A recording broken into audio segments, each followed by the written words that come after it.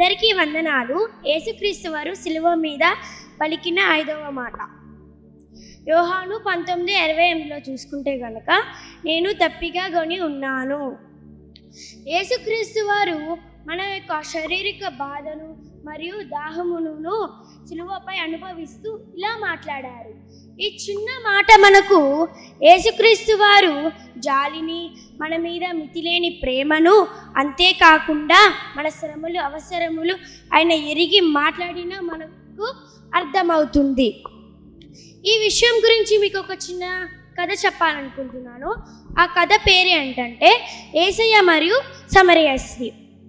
ఒకరోజు యేసయ్య వారి శిష్యులతో పాటు సమరయ దేశానికి వెళ్ళుచున్నగా చాలా మధ్యాహ్నం అయింది. అప్పుడు శిష్యులు అంటారు, అయ్యా యేసయ్య, మధ్యాహ్నం అయింది కదా, ఆకలి వేస్తుంది, మేము అక్కడ ఆహారం సిద్ధం చేస్తాము, మీరు ఆ చెట్టు కింద కూర్చొని విశ్రాంతి తీసుకోండి అని అంటారు. సరే అని చెప్పి యేసయ్య చెట్టు కింద కూర్చొని విశ్రాంతి తీసుకుంటున్నారు. అప్పుడే అక్కడ బావి ఒడ్డున ఒక సమరయ స్త్రీ నీళ్లు తోడుతున్నప్పుడు యేసయ్య చూచి వెళ్ళి, నాకు కొంచెం నీళ్ళు ఇస్తారా అని యేసయ్య చెప్తారు. సమరయ స్త్రీ అంటది, మీరు యూదుడు కదా, మేము సమరయ స్త్రీ కదా, మీరు మాతో ఎలా మాట్లాడుతున్నారు అని చెప్తారు. నాకు బాగా దాహం వేస్తుంది, నీళ్ళు ఇవ్వు అని యేసయ్య అంటారు.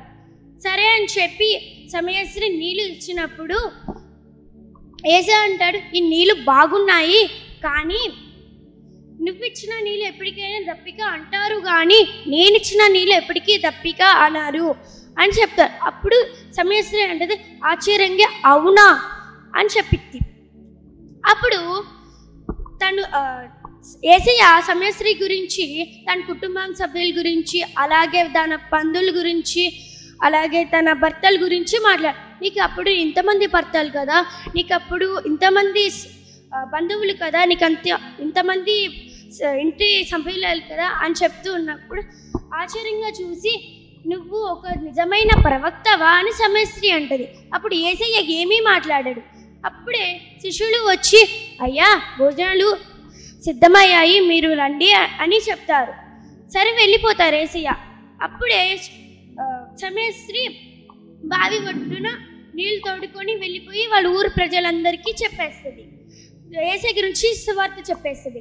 దీంట్లో మనకి నీతి ఏం తెలిసింది అంటే, యేసయ్య నిజంగా నీళ్ళు కోసం వెళ్ళలేదు, సమరయ స్త్రీని మార్చడానికి, అలాగే వాళ్ళ ప్రజల్ని మార్చడానికి వెళ్ళారు. అందరికీ వందనాలు.